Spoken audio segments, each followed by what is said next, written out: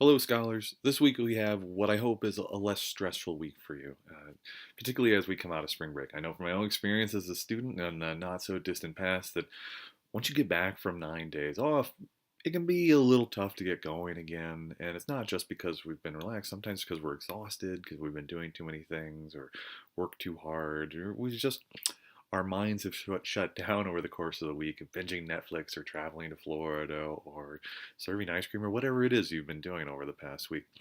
So this week, no quiz and only one discussion due.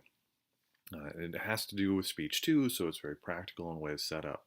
So let's look at that just very quickly so that everything's set up. Uh, First of all, at the top of the content page, you'll find a sample outline for speech 2 that I hope will help you as you prepare here for this next week when we're speaking. And then when we go to the discussion board, there's going to be two things set up there, one required, one not. First of all, an introduction and conclusion discussion. Extremely similar to the last introduction and conclusion discussion we had. So you take your main points that you were working on 2 weeks ago, bring them right into this discussion, and start plugging intros and plugging in stuff for intros and conclusions. Pretty simple, pretty straightforward. But again, also very nuanced, and we want you to put a lot of thought into these things so that you're doing your best to capture your audience's attention, to show them what you're working on. And then there is a second discussion, though it's not required. As I mentioned before spring break, we're going to do an extra credit discussion this week, so you don't have to participate if you don't want to. But if you do, I'm going to give you 5 points extra for your overall grade.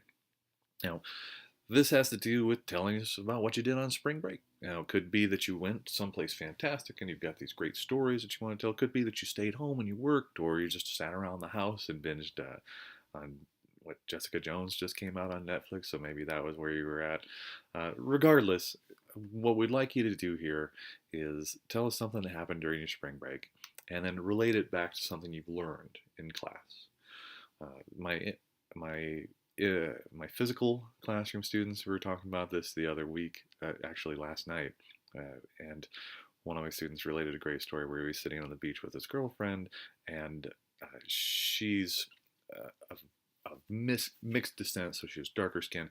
He is Irish, so he's very fair skinned and redheaded, and she started giving him crap about sun tanning, and she said, "You'll never understand because you're a ginger."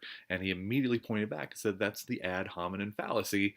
And then he wrote me an email about it shortly thereafter, which is not something you need to do over spring break when somebody makes fun of you on the beach, but it was a cool moment for him just to be able to apply learning very quickly like that. And we're looking for things like that from you. Now, you can just tell a story in written form, you can use pictures, you can record a video, you can show a video that maybe you took over spring break. Whatever you want to do, the sky's sort of the limit on this. I'm going to post my own thread about my trip down to Chicago for a few days this last week so that you've got an exemplar of it. And I hope you enjoy working on that. But the bulk of your attention should, of course, be on your introductions and conclusions this week. I've got a relatively light week. I'm catching up on grading and doing some other stuff to prepare for next week, doing some personal writing. So please send me outlines as you want me to look at them. I'm available for Skype meetings. I'll be on campus off and on this week. So if you just want to sit down and talk to me in person if you're around, that's perfectly fine too.